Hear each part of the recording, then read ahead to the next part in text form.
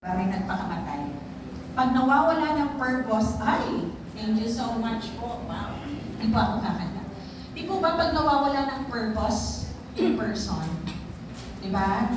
May isa pa actually, anyway, I won't mention. Medyo nakakani mga incidental. Pag nawalan ka ng rason, bakit ka nabubuhay? Di ba? Okay. You shortcut your life. Okay. But this afternoon, we're gonna remind each one of us. And I hope yung mga matutunan natin o yung reminder natin ngayong hapon to, pwede yung ibahagi sa mga mahal nyo sa buhay, sa simbahan, or mga kaanak nyo. Okay? So, buhay na may kahalagahan, a life of significance. Ito yung buhay na gusto ng Panginoon na isa buhay natin. So, pag sinabi ng mga taong useless ka, sabi nyo, fake news. Sabi ng Bible, hindi yan totoo. Kasi ang buhay ko may kahalagahan. Kasi ako ay na kay Kristo at si Kristo ay nasa akin. Next slide, please. Okay. Ano po to? Ito po yung mga oyster. Ano po yung pinoproduce ng oyster? Grabe, no? Sino po dito ang may suot-suot na pearl? Parang ako. Yung mga pearls mo natin, bumibili, ito po, regalo naman yan. Nasa bag ko, no? Yung mga binibili natin sa Shein or sa Lazada, mga ano yan, mga synthetic, mga imitation, and okay lang. Kasi pag nawala, hindi masakit sa doon, di ba? Pero alam niyo po ba yung totoong pearl? Okay, paano ginawa?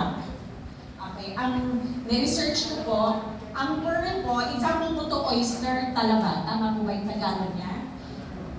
Yung buhangin po pala, para siyang snow. Na ang bawat grain, what's grain? Butil, walang kapareho. Okay? May mga butil na buhangin, syempre magaspang lahat, pero may crystalline, may rough, iba-iba po yung iba-iba po yung shape. Pag pumasok po ang isang butil ng buhangin sa oyster, nag-irritate yung oyster, it's an irritant. So magsisikri, wow, science class to. Okay? May isisikri siya na fluid. So babalutan niya yung grain of sand. Eh since hindi naman umalis yung grain of sand, magsisikri siya na magsisikri hanggang magiging pearl siya. Tapos, ang totoong pearl daw po is nag-iilubin, nagdiningning sa loob. Shine, Jesus, shine. O, di ba? Sige, next slide lang po. May papakita lang ako. Nag-research po ako. Ito raw po yung pinakamahal na jewelry na nagawa from pearl, and it cost $36.8 million. Oh, saan ka pa? It was, nagkaroon ng bidding noong 2018, no? Yan. Yung pangalawa po na pinakamahal na pearl, made of pearl, is itong necklace na to. Diamond necklace. Kaya siya mahal kasi may diamond. Pero ito, mahal din po ito. This is 2.2 million. Oh! Grabe. Alam niyo po ba, sa Panginoon, para tayong pearl. We are precious because God made each one of us. Tingnan niyo po yung katabi niyo. Mukha ba siyang pearl? Maganda. Amen. Amen. Sabi po ni Prophet Samuel, huwag mong tingnan ang panlabas sa kainyuan, ang puso. Diba? si God, tinitin yung puso. Pero kidding aside, bawat isa sa inyo mahalaga. Sabi niyo po sa katabi niyo, mahalaga ka, sister. Mahalaga ka, sister. Uy, inino yan, ha? Mahalaga ka, sister. Mahalaga ka. Kasi bakit po tayo parang pearl? Kasi po, special tayo, create tayo ng God, and He took great care when He created us in His image. Kahit po, mahigit po kami, aso din po kami, no? Mababait ang aso, pero ang tao, meron tayong intellect na hindi mo makikita sa mga hayop at tinapagba. Meron tayong emosyon na very superior. Meron din tayong volition, meron tayong decision. We can decide, we have will, free will. Of course, our God is bigger than that. That's why, nung nag-create si God, ang sabi niya, It is very good. Okay. One time lang siya nagsabing, it's not good. Kailan yun? Malungkot si Adan. Kaya nga nandito tayo. Praise God. Okay? Kasi pagbabae, very good. Joke lang po. May mga lalaki. Okay. So, sabi po sa Matthew 5:16, let your light shine before others, that they may see your good words or deeds and glorify your Father in heaven. Kasi po ang Diyos, as we allow the Lord to shape us layer upon layer like a pearl, we become more fully who He created us to be and illumine His character to those around us. Ulitin ko po yun. As we allow the Lord to transform us, to become the women He created us to be, tayo po ay magdiningning na gaya ng pearl from the inside. And people will see na, wow, it's because he has the Lord in his life, or she has the Lord in his life. Kaya siya mabait. Kaya siya ganyan ang kanyang confidence sa buhay, ganyan kauugali niya. So ngayong hapon, bibisitahin natin ang tatlong verses na familiar kayo actually dun sa first two, I think even the third, that will remind us, okay, our purpose, at that will remind us na ang buhay natin is a life of significance. And as we start, let's just pause to a word of prayer. Panginoon, salamat. Salamat because you have created each one of us here. I might not know everyone, but you know each one of us fully because you made us in our mother's womb. You have fearfully and wonderfully made each one of us. And we are like pearl. Lord, we are worth more than $36 million because our lives is worth the blood of your Son that was shed on the cross to save us from our sins. Lord, maraming salamat po sa opportunity na mag-fellowship bilang mga sisters in the Lord. Because of you, O God, we can have genuine fellowship because we have one Spirit, we have one Lord in our life. For this afternoon, for your word, reminding us that we are to pursue, we are to live out a life of significance because that's what you want and that's what you have provided for us. Thank you, Lord, in Jesus' name. Amen. Okay. Sige. 8, 9, 10. Nakikita niyo po ba malayo? Kaya. Sige po. So yung verse 8, nabasahin niya Malabon. Verse 9, Pasig. Verse 10, Marikina. Game po ba? 1, 2, 3. Malabon, sisters. Go. Dahil sa sinaya ng Diyos, nasa iyo ang nakapalataya kay Kristo. Malawag ito ng Diyos ang hihiyari sa inyo. Hindi makakasalalay sa magbuti ng gawa para walang pagmalaki sa simbahan.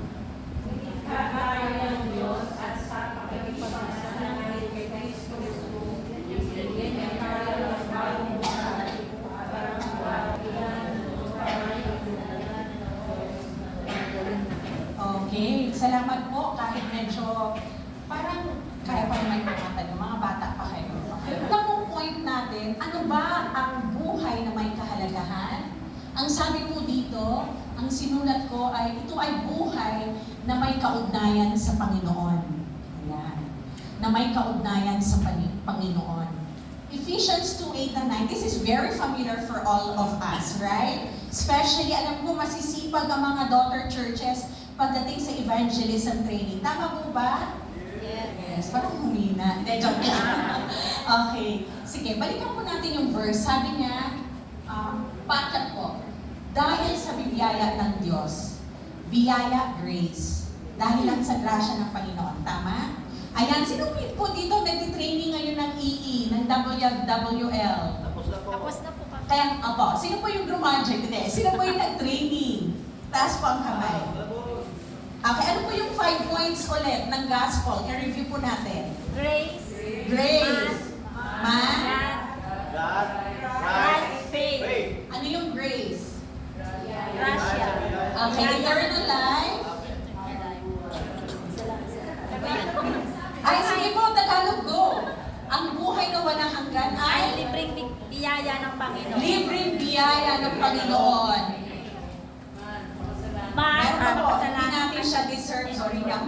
We don't deserve deserve it, it. we cannot earn it. Tama?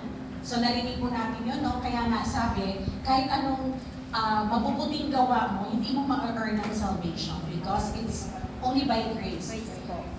Bakit hindi natin kayang i-earn ang buhay ng walang hanggan? Kasi ang tao ay Makasalanan. makasalanan. At hindi lang yon, dahil makasalanan siya, hindi niya kaya Iligtas sa kanyang sarili. Okay. However, in spite of that, okay, ano ang description ng Diyos? Dahil may Diyos tayong ang Diyos natin ay pag-ibig. Pag-ibig, siya Oo, ay ay makatarungan. merciful. Tama yun. Is just. Okay. And ayaw niya tayong i-punish kasi siya mahabagin at mapagmahal. Pero ang Biblia natin na nagsasabi na ang Diyos ay mapagmahal at mahabagin is the same Bible that tells us that God is Makatarungan. makatarungan siya. Is just. Therefore, He must punish us for our sins. Yeah. Kaya binigay ng Panginoong, ng God the Father, ang kanyang nag-iisang anak upang siya yung mag-satisfy ng wrath. Dahil yun yung consequence ng sin, di ba? Alam niyo na, di ba? Kaya may Christmas kasi may Holy Week. Kailang mamatay si Jesus to pay the penalty of our sins.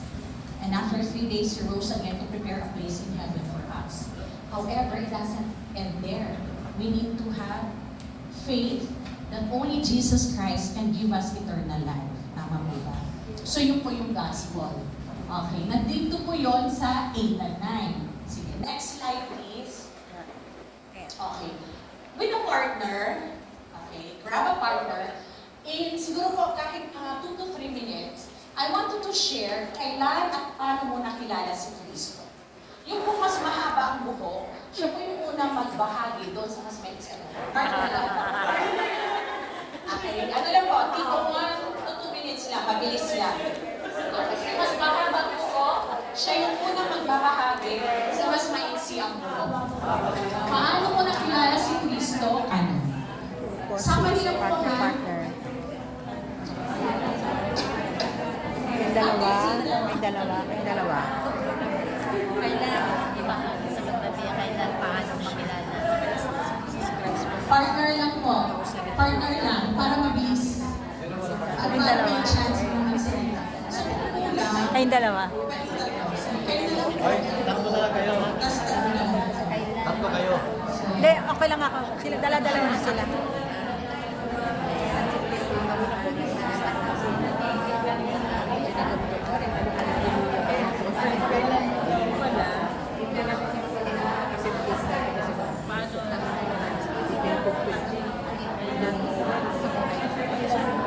Kailan mo nakilala ang Panginoon? Ay, ikaw, sino ang sasagot? Sige, ako na muna rin. Ay, okay. Kasi, new believer. Tinanggap na rin ng Panginoon. Ako po nung sa high school camp namin, May 7, 1970. During the high school camp, nakilala ng Panginoon. Nung integrated well, kasi po 5 years kami wala nag-asawa. Nung pinatawad sa Yesu. Ayaw na rin namin ako sa Diyos na maging din sa linggo ng Panginoon. Sister Levy. Ito naman, nakilala ko doon sa church natin. Hindi kasi ako naniniwala. Siyempre po, hindi na pero hindi ka pala dapat ang isipin mo darating sa usapan. Kung pananampalataya lang dapat gawin sa Yung unang nagbabahagi, start wrapping up para yung kabila naman ang mag-share. Salamat po.